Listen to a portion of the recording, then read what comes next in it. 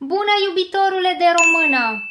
Știu că îți dorești să ai acces la materiale în limba română pentru nivelul tău, așa că videoclipul de astăzi o să fie în totalitate în limba română. O să-ți vorbesc despre 5 lucruri pe care să le ai în vedere atunci când înveți limba română. Și pentru că limba română nu este o limbă străină pentru mine, o să luăm ca punct de plecare experiența mea cu limba engleză. Să-i dăm drumul. Am început să studiez limba engleză în clasa a 5-a. Eram bâtă la engleză. Când ești bâtă la o materie, înseamnă că nu înțelegi deloc materia respectivă. Asta e cartea mea de engleză din clasa a 7-a. Cartea asta e o comoară. Uite, aici, la pagina 71, am scris pe carte cum se pronunță cuvintele în limba engleză. During, always. Mai târziu, colega mea din liceu încerca să-mi explice diferența dintre she și her. N-am înțeles nimic. Însă, în clasa a 9-a s-a produs schimbarea. Am devenit fană a unei trupe de băieți care cânta în limba engleză. Eram în perioada adolescenței, iar acea trupă de băieți era totul pentru mine. Așa că am început să învăț serios limba engleză. Îmi făceam temele mereu, îmi cumpărasem toate albumele trupei și am început să traduc melodiile lor în română. Atenție! Nu eram bună la engleză, dar aveam în mine o dorință puternică de a învăța. Așa că primul lucru de care ai nevoie pentru a învăța ceva, în cazul tău limba română, este o motivație puternică. Dacă ai această motivație puternică, sunt mult mai multe șanse să înveți limba română decât dacă nu o ai. Pe tine, ce te motivează? De ce înveți limba română? În clasa a 12-a am dat bacul și la engleză. Bacul vine de la bacalaureat. Bacalaureatul este un examen pe care elevii români îl susțin sau îl dau după încheierea liceului. Pentru că eram la profil uman, adică în liceu accentul se punea pe materiile umaniste, română, engleză, franceză, latină, istorie, am dat bacul la 2 limbi străine.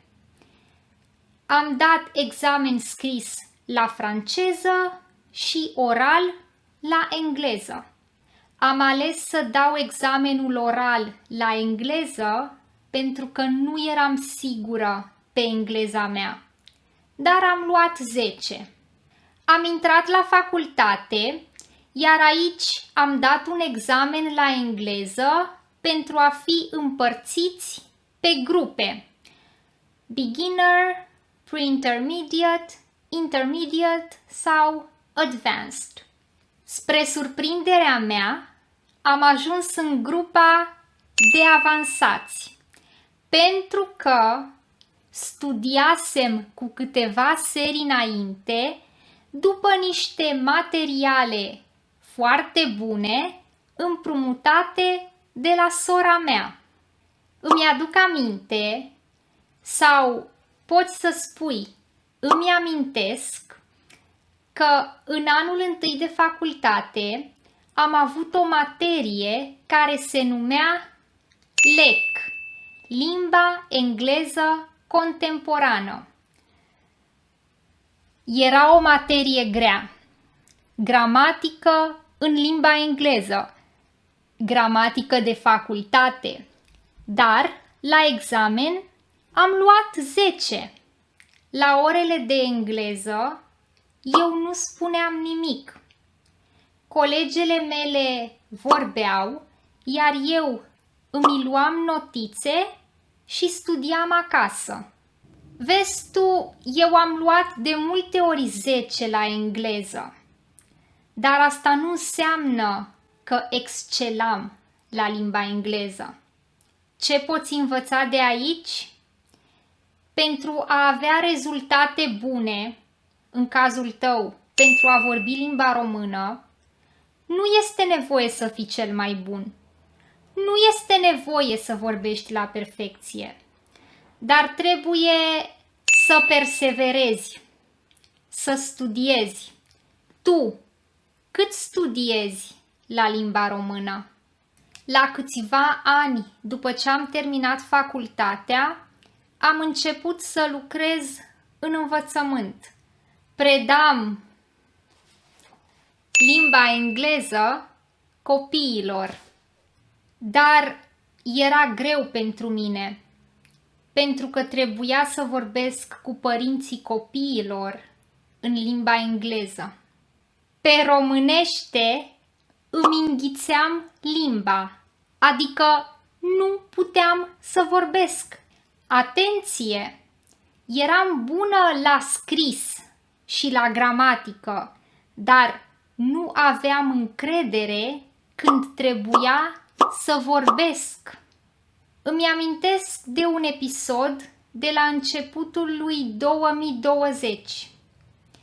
La una dintre grădinițele unde predam, au venit niște vorbitori de limba engleză. A avut loc o ședință, iar la acea ședință trebuiau să participe și profesorii de engleză, adică și eu. N-am putut să deschid gura. A fost oribil. Run. A fost penibil. Vreau să înțelegi de aici că degeaba înțelegi gramatica limbii române și degeaba știi multe cuvinte în limba română dacă nu ai exercițiul vorbirii. Pentru că o să-ți fie foarte greu să porți o conversație cu cineva. Tu cât de mult vorbești în limba română?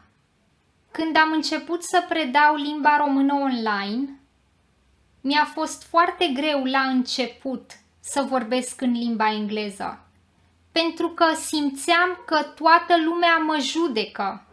Și acum, când filmez în engleză, încă simt un ușor disconfort. Mă enervează când fac greșeli, mă enervează când nu-mi găsesc cuvintele, mă enervează când trebuie să repet aceeași frază de 5 ori. Dar acum e mai bine, e mult mai bine decât în 2020. E din ce în ce mai bine și știi de ce?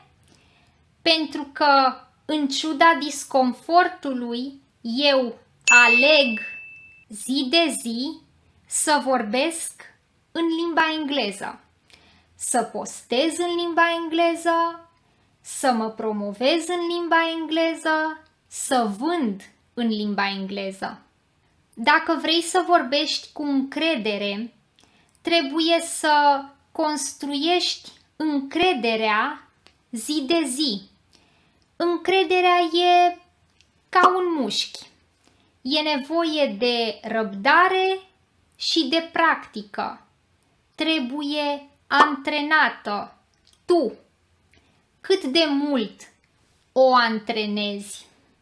Acum că suntem la final, vreau să știi că pe mine m-au ajutat foarte mult cărțile de limba engleză, cele de gramatică și de vocabular. Și uite, mie îmi place să iau notițe. Am scris aici vocabular împărțit pe teme. Am scris asta acum vreo 4 ani. Uneori, când eram în tramvai,